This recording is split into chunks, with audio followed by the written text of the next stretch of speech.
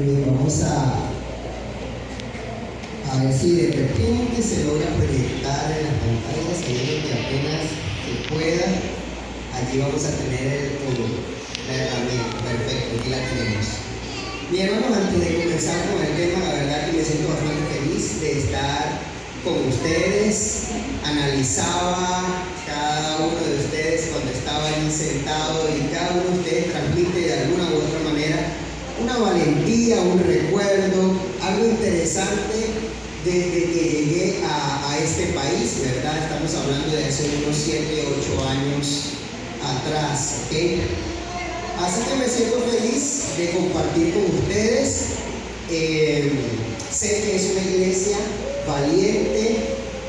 Conté al menos unos 49, 52 miembros, sin contar a los niños. En los niños había aproximadamente 9, quizás algunos se me escapó por allí, 9, 10 niños. ¿Okay? Es una iglesia interesante porque es una iglesia que está creciendo, una iglesia que valora a aquella generación que viene. Cuando usted entra a la iglesia y ve todo este arreglo especial que hace el departamento juvenil, de alguna manera le dice que vale el valor que le tienen a los niños. Entonces es algo muy bonito. Ver hermanos de iglesias cercanas aquí, eso quiere decir que hay un calor especial por el cual usted está en este lugar. Entonces, ese mismo calor que lo ha traído usted lo puede transmitir hacia acá, y por eso le digo que al estar aquí detallando y mirándonos, me parecía bastante agradable la presencia de ustedes. Bien, antes de comenzar, me permiten, voy a tener una pequeña oración y así comenzamos. Amante Padre, te damos gracias porque nos das la oportunidad de estar aquí en este hermoso lugar, este hermoso templo. Con los hermanos, Señor, de manera grata, quiero pedir que tu santa presencia continúe con nosotros, que acapare nuestra atención y que al meditar en tu palabra, Señor, seamos transformados para tu honra y para tu gloria. Nos entregamos en tus manos, Señor, para abrir tu sagrada escritura. En Jesús. Amén. Muy bien, voy a comenzar con una historia que data desde 1935, cuando un pastor se dio a la tarea de enfrentar una realidad. Estaba en medio de un caos, estamos hablando por allá en Alemania, cuando tenía que enfrentarse ante rigurosas leyes que le prohibían predicar. Por esa razón lo hizo de manera clandestina. Y se dedicó no solo a predicar de manera clandestina, sino que a preparar pastores para que ellos pudieran predicar de manera clandestina. Aunque su ministerio, me parece que funciona,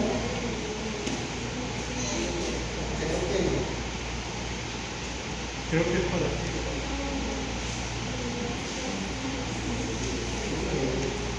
Bueno, si no me ayudan por allí, vamos a ver si no me ayudan, de repente hay que controlarlo. ¿Okay?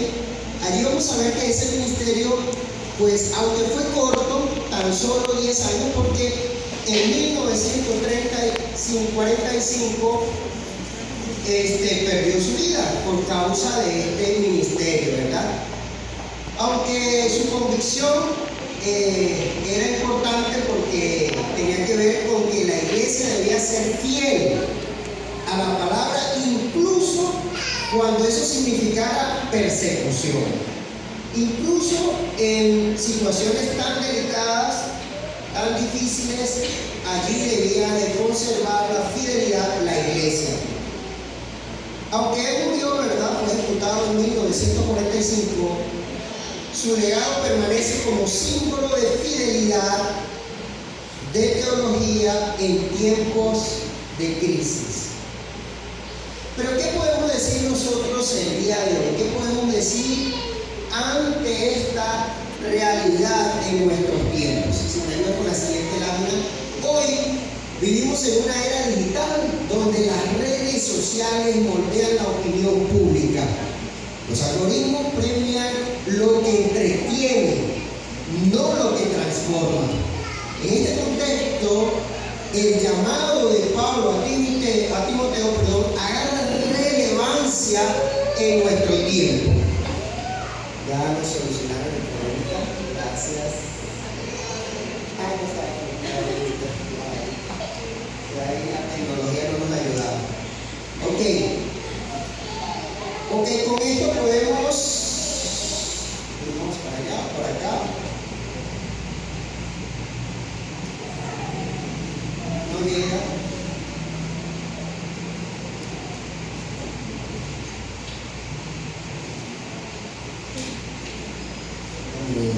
Creo que no llega allá a la distancia.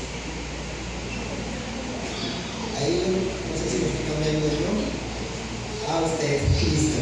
Bien, ahí mientras que nos ayudan a resolver, no sé por qué no, alguien quizás pruebe desde acá. Ahí creo que sí. Ahí sí, señor. Muy bien. Perfecto. Ok. He aquí la importancia del llamado que nos hace Pablo en esta carta, que en el principio fue dirigida a Timoteo. Recordemos que en ese tiempo se escribía en papiros. No estamos hablando de una Biblia como la que nosotros tenemos, sino que eran cartas que se escribían con una tinta especial. Se usaba el papiro porque el papiro era lo más económico de la época. Todavía no estaba en el oriente la disponibilidad del papel, pero sí había la disponibilidad del papiro, ya que lo hacían con materia prima del río Nilo, donde sacaban de esta planta, le hacían un tratamiento con pegamento y luego de esto ya se podía trabajar en ella, se podía escribir. ¿Por qué era probablemente que se escribía en este material? Porque era el más accesible por la misma zona y donde se fabricaba. Ok, luego de eso tenemos que la tinta especial que se usaba, ¿verdad? Todo tenía que ver con algo, un mensaje que tenía que ser central, especial, tenía su dedicación. Y Pablo se estaba esmerando en que el legado que él estaba formando fuese entregado a Timoteo. Recordando que ya Pablo estaba en la última etapa de su vida, ya él se percibía lo que había de venir, ¿verdad? Aquí hay una relevancia, ¿verdad? Con la urgencia, porque no se trata de agradar, sino de proclamar, ¿ok? Vamos a ver si... Ajá, ahí estamos. ¿Ok?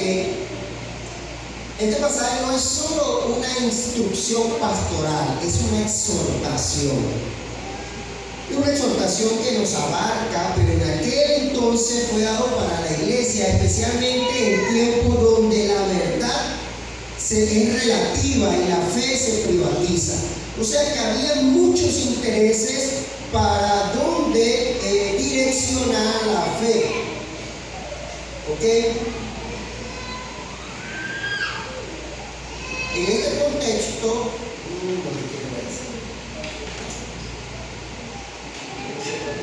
la siguiente, creo que se fue atrás. Ok, ahí estamos.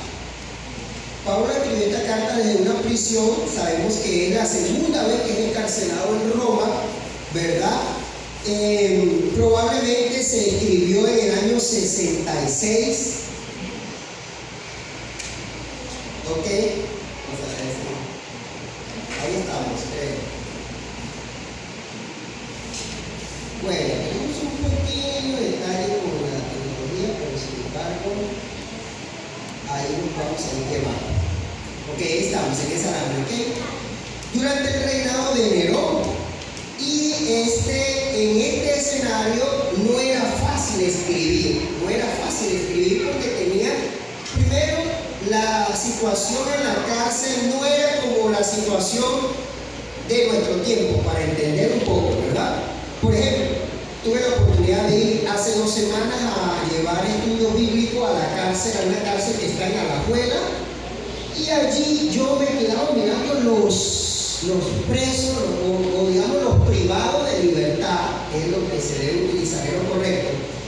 Estas personas están muy bien vestidas,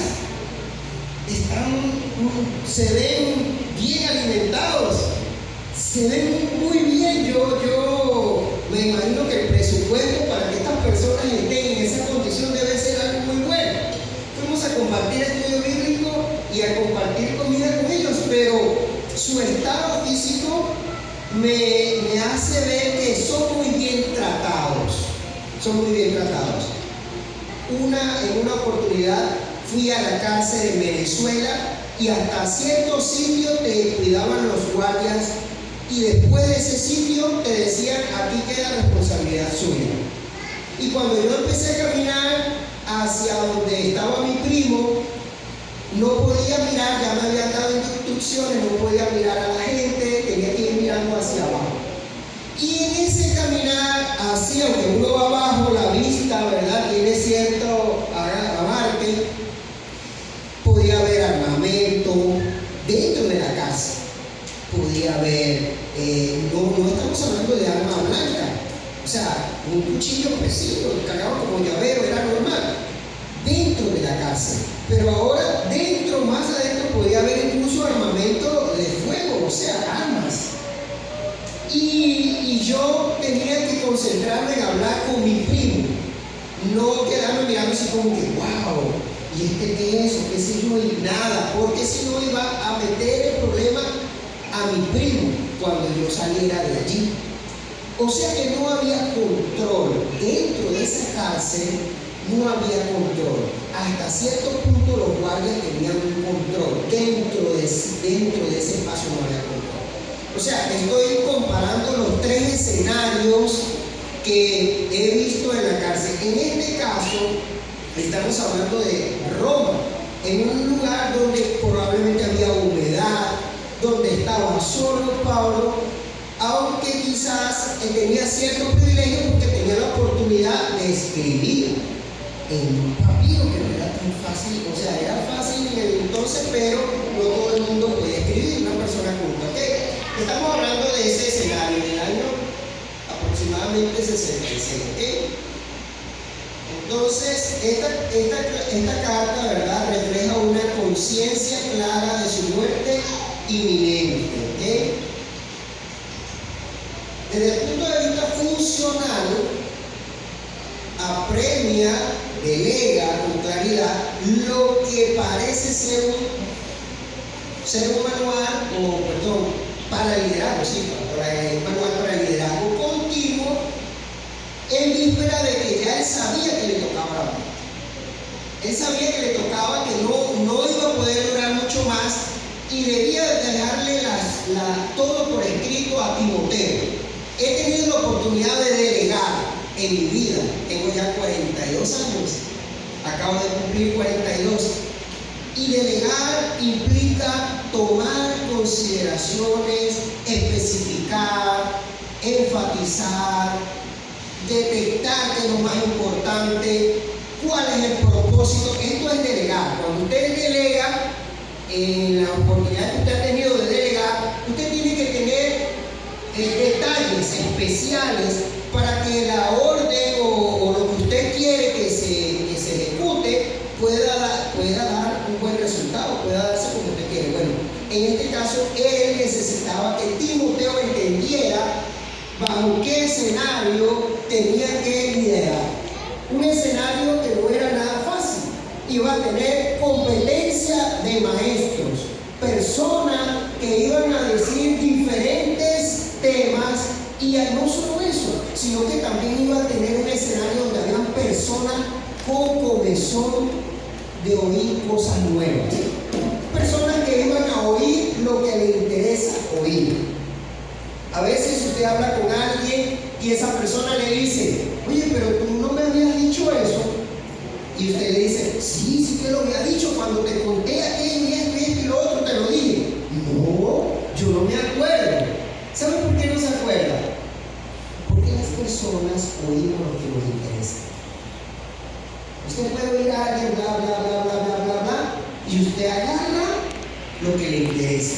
Lo que no le interesa, usted lo olvida, pero usted se va a acordar de lo que a usted le interesa. Entonces, este escenario iba a ser real. Hay personas que pueden oír del sábado, hay personas que pueden oír de la enseñanza de la Sagrada Escritura, la importancia de la Sagrada Escritura, pero las personas se van a ir a donde ellos quieren. A la hora de la verdad, por eso iba a haber un escenario donde muchas personas iban a oír mensajes a conveniencia. Existen iglesias donde las personas van a estar a conveniencia. Ese era el escenario en el pasado. Las personas tenían una conversión de oír y iban a tener una inclinación. Eso es lo que Pablo está indicando. ¿Qué vamos a avanzar? Ya hemos visto que el destinatario de esta carta, primera Timoteo, una carta, esta carta, segunda Timoteo, perdón, fue directamente al destinatario de Timoteo, ¿verdad? Hijo en la fe de Pablo y principal colaborador apostólico, quien en ese momento se desempeñaba como líder pastoral en la iglesia de Éfeso. Allí estaba él, ejerciendo un liderazgo, un joven que ejercía liderazgo. Qué bonito era el joven acá contando la historia de los niños. Y muchos de nosotros no tenemos la valentía de hacer eso en la juventud. Recuerdo que una de mis hijas, no voy a decir el nombre, cuando viajábamos en ciertos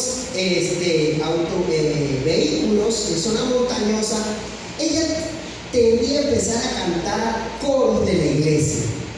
Y los cantaba con una ternura, así como que uno decía, yo no hago eso tan valiente. Habían personas así sentadas porque eran como unos jeep, esos carros Toyotas, y atrás había un asientico aquí y otro asientico acá. Entonces uno se tenía que sentarse así, y aquí iban 4 personas más, los otros 4 y uno quedaba allí sentadito frente al otro, o sea que, y si alguien empezaba a hacer algo, es como que si tuviera todo el grupo allí, o sea, no había una cosa individual, sino que era grupal. Y mi hija empezaba a cantar los coros de la iglesia. Y ella los cantaba intencionalmente que todos escucharan. Así como que, no es que lo estoy cantando así como para que me guste, quiero acordarme aquí suavecito. No, yo voy a cantar porque toda esta gente que esté aquí escuche este coro.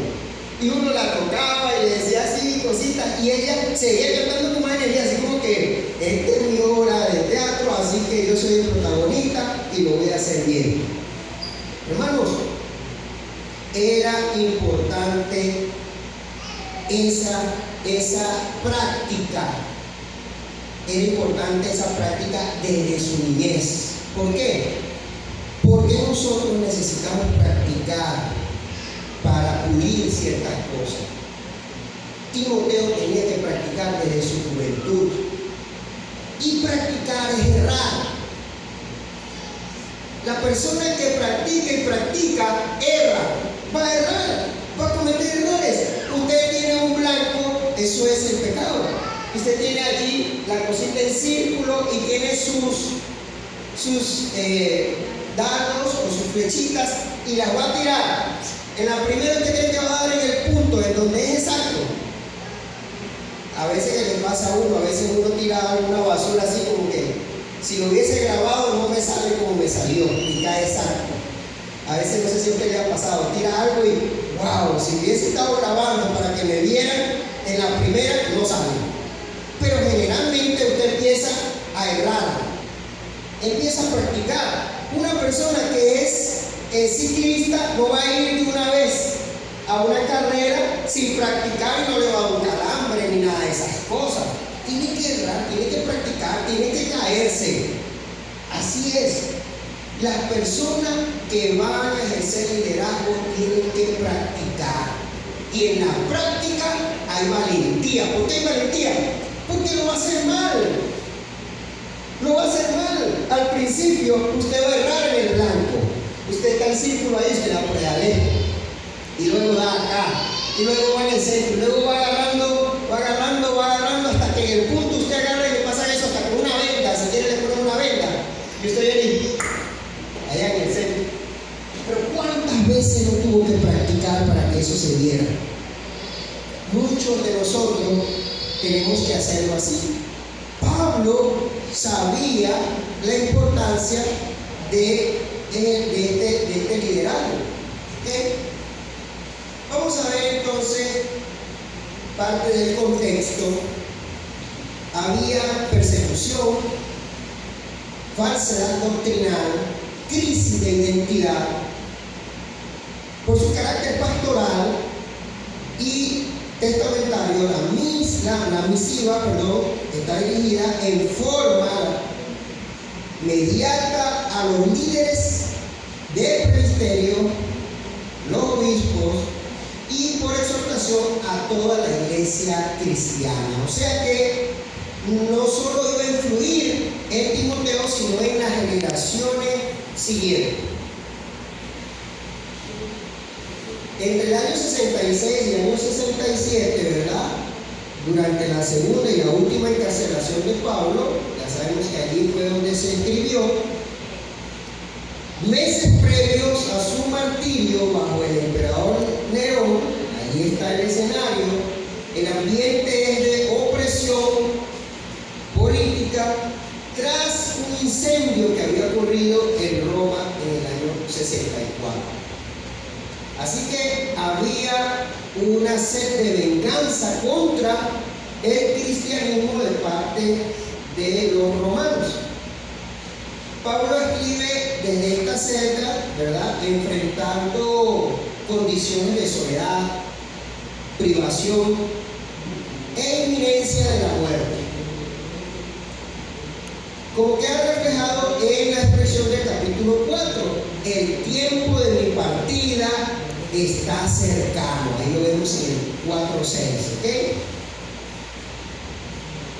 Timoteo lidera una comunidad cristiana, ya dijimos que era en Éfeso.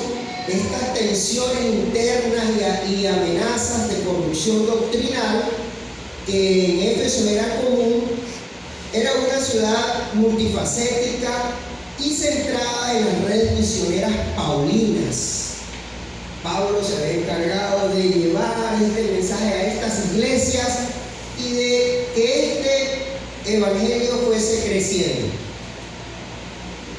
Avanzamos. Más allá de la crisis, hay una realidad de liderazgo. Un liderazgo que iba creciendo, que motivaba a Pablo como si su presencia estaría en relevo, en ese relevo que era Timoteo. Él sentía que aunque él iba a morir, su liderazgo iba a ser continuo.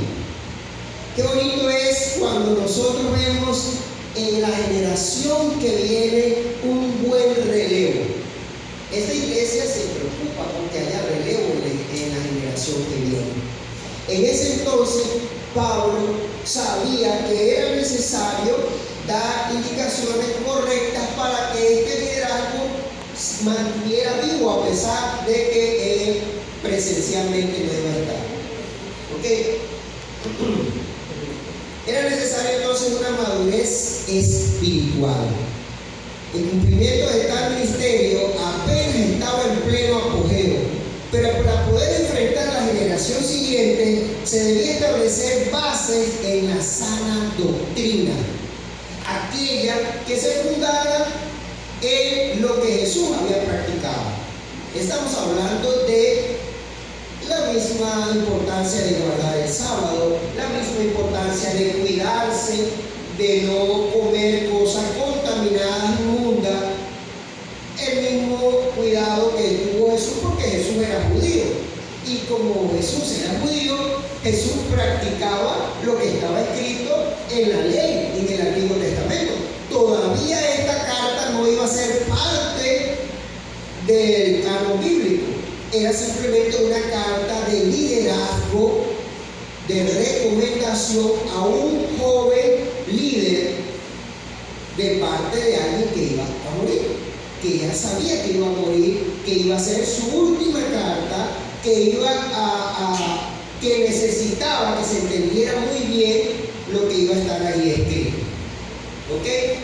Avanzamos. Según Timoteo 3 retrata un cuadro sobrio de la sociedad y de la iglesia en los últimos días. Decaída decadencia moral y espiritual, amor a sí mismo, avaricia, vanagloria, desobediencia, así como el fenómeno de hombres siempre aprendiendo y nunca llegarían a estar conforme con eso, sino que querían siempre estar en búsqueda de esa verdad y de ese conocimiento. Muy bien, en la siguiente lámina vamos a ver algunas diferencias en las traducciones. Tenemos la traducción Reina Valera 1960, la Nueva Versión Internacional, para mencionar algunas de las 4 que están aquí, ¿verdad? Y voy a leer la de la Nueva Versión Internacional, porque llegará el tiempo en que no soportarán la sana doctrina, sino que llevados de sus propios deseos, se rodearán de maestros que le digan lo que quieren oír. Como les mencioné hace un momento con el ejemplo, a veces usted pregunta y dice, no, nunca me dijiste eso. ¿Por qué? Porque tú no querías oír eso. Tú escuchaste lo que te interesaba. Así hay personas, en ese entonces, en el contexto, había personas que iban a irse a donde ellos querían, a su inclinación. ¿Ok? Bien, en el original, en el idioma original, que es el griego, que se escribió en el Nuevo Testamento, allí encontramos algunas palabras claves para esto, ¿verdad? Porque vendrán tiempos, estáis ya kairos, porque vendrán tiempos.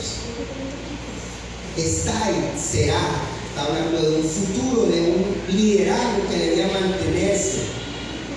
Tenemos el porqué, la importancia de esto, con la palabra Gab, está ahí en 4.2.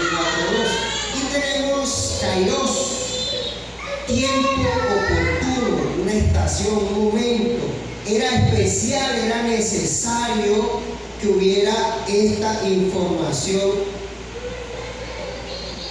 Pero hoy, ¿qué pasa con esa importancia? Si era importante el mensaje que Pablo le dio a Timoteo en ese entonces, ¿qué podemos decir para nuestro tiempo? Si me ayuda a avanzar en la siguiente. ¿Qué podemos decir en nuestro tiempo? Un tiempo donde hay dificultad también, hay inmoralidad, donde usted, si quisiera ver las noticias a nivel nacional o a nivel mundial, usted va a encontrar un planeta, una sociedad que está en caos, donde estamos en riesgo a cada momento. Hace como 3 meses a mí me hicieron un intento de estafa, donde tuve que ir a donde un supuesto cliente a una zona montañosa a ver unos equipos que iba a instalar supuestamente, y cuando llego al sitio no había señal por antes de llegar al sitio.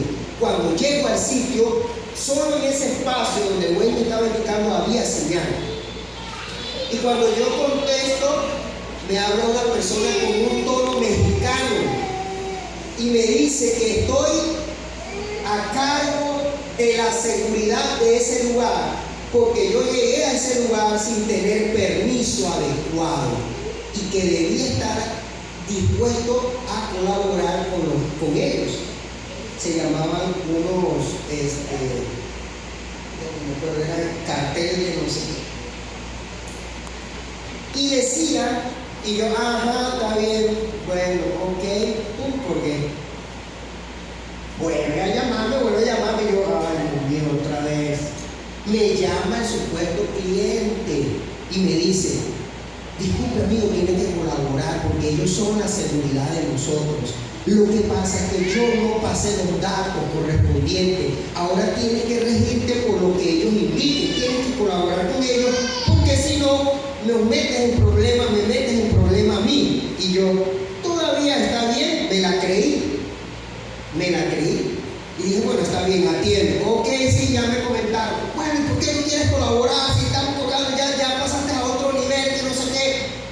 Y entonces dicen, atento que el personaje no quiere colaborar. Y dice, atento los francotiradores. Yo lo he dejado de montaña en mi carro, yo, ¿verdad? ¿Tiene francotiradores? Está bien, hay francotiradores. Y entonces después yo digo, ¿cómo me zafo de esta? ¿Cómo me zafo de esta? Aquí en montaña, 2 horas adentro, solo. Oye, ya estoy montado ya. ¿Qué hago? Entonces ya estaba meditando, ya sabía que la cosa no estaba nada bien, que tenía que salir de allí. Llamaron a mi hermana, llamaron al director de la escuela de teología, llamaron al pastor Donald, llamaron para todas partes. Bueno, que si yo no colaboraba, le decían a mi familia que tenía que dar una plata, un dinero, 3 millones, cuando yo dije, tan poquito, ¿vale? Entonces, si no colaboraba, me iban a cortar partes de mi cuerpo y se le estaban metiendo miedo a mi hermana y a mi cuerpo. Lo cierto es que estamos en un mundo contaminado. Para no alargarles con el tiempo, yo dije aquí lo que puedo hacer lo más pronto es cortar con esto. Y le dije que mi teléfono se estaba descargando, así que lo siento mucho. Apagué eso y me di vuelta y salí de ahí. Lo más rápido, porque yo dije, de repente aquí me van a secuestrar. Y cuando ya iba saliendo, cuando apenas agarré señal, le mandé señal a mi familia y le dije, no den ningunos datos, no den nada, hay una extorsión, cuidado, solo eso y ya. Corté de nuevo y seguí. Porque hasta salir sin el web me costó. De hecho, di una vuelta y volví a salir donde estaba y no hay media hora. Por los nervios, o sea, los nervios, por más que sea que uno crea que es valiente, uno piensa, estoy aquí solo, estoy rodeado, puede ser verdad, puede ser mentira, puede ser que me vengan a secuestrar y están dando tiempo de que yo esté aquí y en verdad me secuestren. La sociedad está contaminada. Hay una urgencia de predicar la palabra, aquella que transforma, aquella que es capaz de cambiar tu vida, aún si eres un perseguidor, una persona que le gusta agredir. Dios tiene el poder de cambiar tu vida. Y el enemigo sabe que la palabra tiene poder. ¿Cuántos de nosotros, cuando miramos el pasado, lo que éramos antes de la conversión del cristianismo, podemos decir, wow, realmente Dios tiene poder?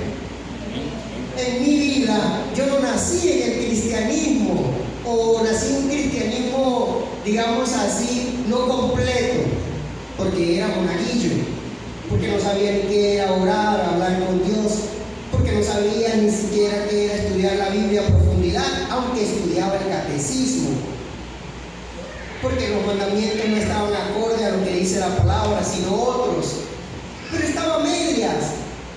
Pero mi mundo era otro, mis prioridades eran otras, no había un respeto hacia las cosas de Dios, hacia la familia, hacia el amor, hacia el prójimo, no había eso.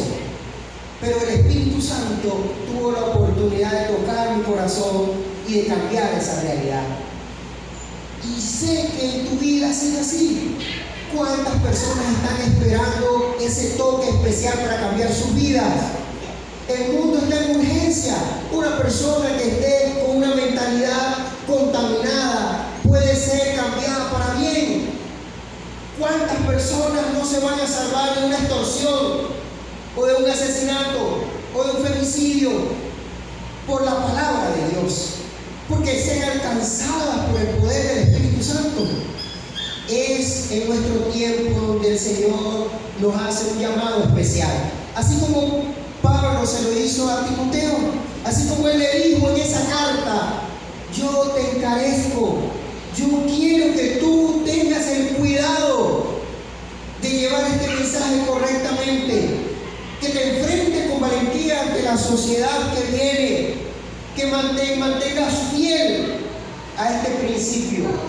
Hoy podemos usar las redes sociales para cosas buenas. Predica un mensaje que las personas que puedan tener alguna conexión contigo también sean beneficiadas como tú lo has sido con el poder de la palabra de Dios. El Señor nos está llamando y en nuestro tiempo es necesario que ese liderazgo continúe. Hay muchos lugares donde aún no se ha predicado, donde ni siquiera han oído de la palabra de Dios. No saben. Hay personas que se le preguntan, ¿usted conoce quién es Jesús? Y hay personas que responden, un pintor, un cantante famoso. En este mismo planeta hay personas que ni siquiera han oído de la historia de Jesús, del Salvador, del único que puede salvar su vida, del único que fue aceptado como un sacrificio para que pueda alcanzar la salvación. Hermanos, es interesante que este mensaje no alcanzó solo a Timoteo, sino que ha alcanzado generación tras generación a una población y ha cambiado la vida de las personas. Hoy más que nunca debe haber la misma responsabilidad en nosotros de dejar un mensaje claro para la generación que viene. Porque es cierto, en nuestro contexto, Cristo viene pronto, en nuestro contexto. Pero hay otros contextos reales donde aún no se ha predicado. Esa es la realidad. Aún, ¿por qué no ha venido Cristo aún? Porque el Señor tiene misericordia de aquellos. ¿Se acuerdan cuando iban a destruir a Sodoma y a Gomorra? ¿Qué fue lo que dijo Abraham? Señor, pero que pues, si hubiese aunque sea 30, si hubiese tanto, ¿usted cree que estaba juzgando a Dios? ¿Y qué le dijo Dios? ¿Crees tú que yo voy a juzgar al injusto como juzgaría al justo? ¿Crees tú que yo, el Creador, haría algo así? Y salvó a Lot y a su familia, no solo a él. Dios es justo. Y cuando Él aún no ha venido es porque tiene misericordia todavía de muchos que no han oído este mensaje. Hermano, si esto realmente es importante, yo quiero que de manera personal usted pueda meditar en todo el alcance que usted pueda tener, en todo el alcance que pueda tener, bien sea en las redes sociales, bien sea con sus amistades. Además de orar con ellos, envíen un mensaje lo más pronto posible. Algunas personas dicen, envía un mensaje en este momento. Algunas personas dicen, toma tu celular y envía un mensaje en este momento a alguien que te venga a la mente. Pues yo no te voy a decir que lo hagas en este momento, pero sí te voy a decir que durante lo que queda del sábado tú puedas cumplir esta tarea. Que tú puedas, aquellas personas que el Espíritu Santo ponga en tu mente por algo, envíale un versículo bíblico, envíale un mensaje positivo, algo por esa persona. Ese mensaje, ese pequeño mensaje, esa invitación que tú le hagas va a hacer una gran diferencia. La persona que me invitó a mí a la iglesia, hoy no está en la iglesia, pero la invitación que me hizo un miércoles fue para mí suficiente para yo convertirme al Evangelio. Fue suficiente una invitación de ir a esa iglesia. Esa persona nunca más me predicó, solo me invitó a una campaña. Y cuando yo llegué a la campaña, ya el Espíritu Santo había preparado al pastor que iba a predicar esa semana. Y lo que restaba de semana, yo acepté a Cristo como Salvador. Tú no sabes cuán importante va a ser esa acción tuya para esa persona o para esas personas. Envíale un mensaje de esperanza. Quiero invitarte, si tú aceptas este reto durante el día, un reto que vas a hacer con Dios, yo quiero invitarte que de manera valiente, como un compromiso ante Dios, te puedas poner de pie. Si crees que puedes alcanzar este compromiso, enviar un mensaje a alguien, yo quiero pedirte en esta hora, eres capaz, eres valiente en ponerte de pies como señal de compromiso. ¿Estás dispuesto a hacerlo? ¿Quién es el primer valiente que va? Amén, amén, amén. Así Así es. Si tú crees que va a ser muy difícil, no te pongas de pie, no te vamos a mirar mal. Pero si tú crees que puedes hacerlo con valentía, perfecto, amén, gloria a Dios. Y juntos, así como estamos de pie, vamos a entonar el siguiente himno que por allí está la persona que lo tenía. Ajá, ya viene. Y vamos a meditar en este himno con la importancia de llevar este mensaje en nuestra generación.